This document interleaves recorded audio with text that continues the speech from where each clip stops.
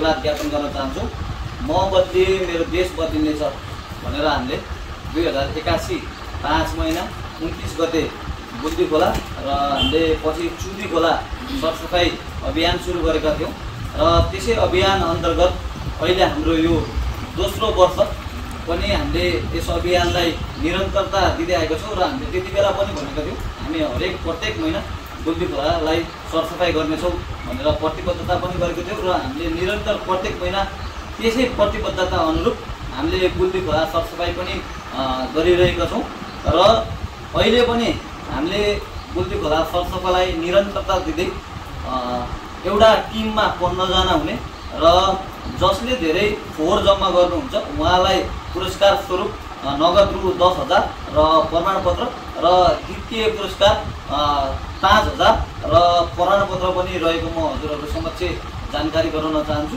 र साथै अहिले हामीले एउटा नयाँ कुरा के थपेछौँ भने तपाईहरु बुद्धी खोला सरसफाइमा तपाईहरु अभियानमा आउनुहुन्छ र तपाईहरुले बुद्धी खोला सरसफाई एकदम मजाले गर्नुहुन्छ भन्ने आशा पनि हामीले लिएको छौँ र त्यसमा तपाईहरुले विभिन्न फोटोहरु भिडियोहरु बनाउनुहुन्छ। त्यो फोटो भिडियो मार्फत तपाईहरुलाई हामीले 2 मिनेटको भिडियो हामीलाई पठाउन हुन हामी अनुरोध गर्छौँ। केही दिनमा बुद्धी खोला सरसफाई अभियान भएको केही दिनमा र त्यो भिडियो तपाईहरुले पठाउनुहुन्छ र हामीले अपलोड गर्छौँ र जसको धेरै भ्युज आउँछ उहाँलाई हामीले प्रथम पुरस्कार 5,000 र प्रमाणपत्र र द्वितीय पुरस्कार 2500 र प्रमाणपत्रको पनि हामीले अहिले नयाँ तवरले हामीले लागिरहेछौँ र त्यो पनि हामीले व्यवस्थापन गर्नेछौँ र त्यो भिडियो को लागि हामीले 1 महिनाको समय प्रदान गर्नेछौँ।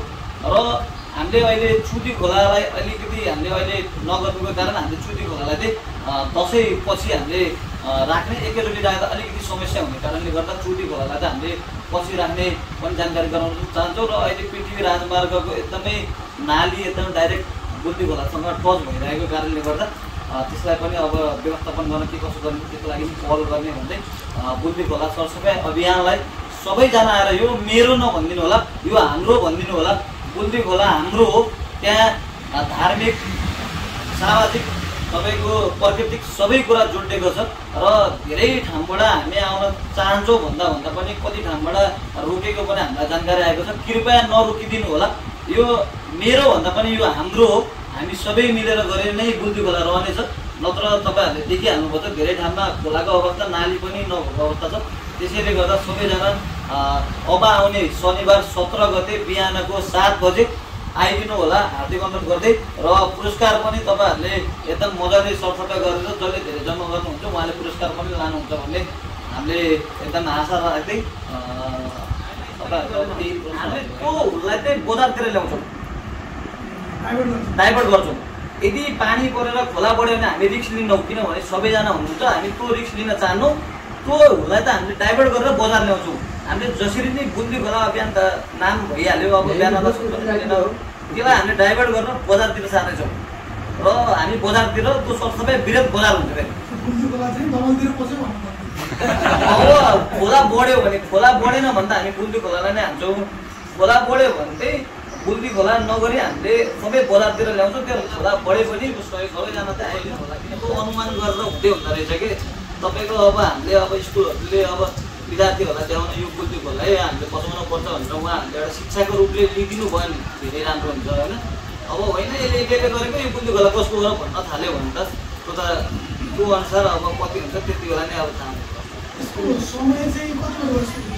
तपाईँको हामीले बिहान 7 बजेको समय राखेछौँ। बिहान 7 बजे भनेपछि अब कार्यक्रमबाट लगभग 7:30 भने चाहिँ हामीले भोट टिप्नको लागि चाहिँ 1 घन्टाको समय राखेछौँ। 1 घन्टा चाहिँ तपाईँको पहिला चाहिँ हामीले यो बस पार्कबाट तल के अरे घाटसम्म राखेको थियो। त्यो त लङ रुट पर्दो रहेछ कि धेरै भोकाउने अनि ढल्ला जस्तो समस्या हुने हुँदो रहेछ।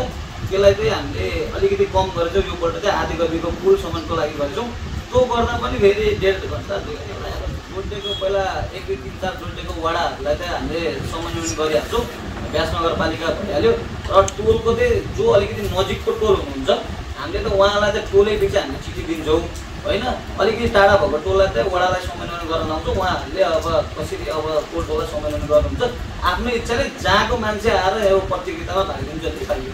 कति सङ्कलन भाले कति पहिला 10,000 किलो कतिवटा सम्म थियो पहिला? पहिला समूह लगभग 150 जति। अहिले पनि त्यतिकै हो नि याद पर्छ। अब पहिला जसरी माया गर्नुभन्थ्यो त्योभन्दा बढी माया गर्नुहुन्छ भन्ने आशा छ। आर्मी प्रहरी सबै पर्ने तपाईँ अभियान सुरुवात गरेपछि सुधार भयो कि भएन त सफा भयो कि भएन कस्तो पाउनुभयो? होइन, तपाईँको अभियान सुरु गरेपछि बुल्दी खोला त निकै नै सफा भएको छ, हामी त्यसमा खुसी छौँ। तर कोही मान्छेहरू एकदम राति 12 बजे गएर फोहोर फालेको पनि हामीले भेटा छौँ। हामी लखर्छौँ, उहाँहरू भाग्नुहुन्छ होइन। अब भिडियो गर्दाखेरि मधेरामा नदेखिने भएको भएर समस्या भएको छ। त्यसै कारणले गर्दा तपाईँहरू राति 12 बजे गएर बुल्दी खोलामा चाहिँ फोहोर नफाल्नु होला। हामी एकदम निरन्तर तपाईँहरूलाई एकदम निहालिरहेको छौँ, जानकारी गराउनु चाहन्छौँ। अब त बर्खायाम पनि आयो, बाढीले नै बगाइहाल्छ यसै पनि। हजुर, यो हिउँदमा चाहिँ यो प्रतियोगिता नराखेर यो बाढीले बगाउने बेला चाहिँ किन गरियो होला? होइन, यो चाहिँ तपाईँको हाम्रो पहिला पनि हामीले वैशाखमा अभियान राखेको थियौँ। तर अहिले चाहिँ मेरो आफ्नै इक्जाम परेको, बोर्ड इक्जाम परेको भएर अलिकति सारेको र तपाईँको बाढीले बगाउँछ भन्दा पनि हामीले चाहिँ धेरै जस्तो बुल्दी खोला अभियान भनेको चाहिँ एउटा तपाईँको जनचेतनालाई लिएको छौँ कि त्योबाट। अनि हामीले फोहोर बाढी भयो नि, बाढी नभयो भने मान्छेले फोहोर त खोलामा फालिदिने भयो। त्यसलाई चाहिँ हामीले एउटा जनचेतनाको रूपमा लानको लागि हामीले यो अभियान चाहिँ गरेको। यो फोहोरको साथसाथै नाला, दुर्गन्धित नालाहरू पनि घरहरू पनि विसर्जन गरिएको छ। त्यो न्यूनीकरणको लागि पनि अभियानले के सहयोग गर्छ? हो, त्यही तपाईँ यही अभियानले सहयोग गर्छ भनेर नै हामीले यसलाई अगाडि बढाएका छौँ। र त्यो नालीहरू डाइरेक्ट गएको कारणले गर्दा अब यसलाई कसरी गर्न सकिन्छ हामी विज्ञहरूसँग बसेर छलफल पनि गरिरहेका छौँ। यो खर्च पर्छ, अनि यो गाह्रो हुन्छ नि अभियान सञ्चालन गर्न, पुरस्कार पनि घोषणा गर्नुभएको छ। गत वर्ष जस्तै अहिले पनि त्यो खर्च जो होला त? होइन, अब साथीभाइले हरेक अभियानलाई साथ दिनुपर्छ। यो अभियानलाई नै अब हाम्रो द नेक्स्ट कन्सिस्टेन्सीदेखि लिएर हाम्रो साथीभाइले एकदमै साथ दिनुभएको छ। अब खर्च पर्छ पुगे गरौँ, नपुगे अब आफूले हालेर पनि गर्नु पऱ्यो। यहाँ स्वतन्त्र विद्यार्थी पनि आदिकविका आउनु भएको छ, त्यो क्लबका आउनु भएको छ। अनि क्लबको रूपमा चाहिँ अभियानसँग को जोडिनु भएको होला?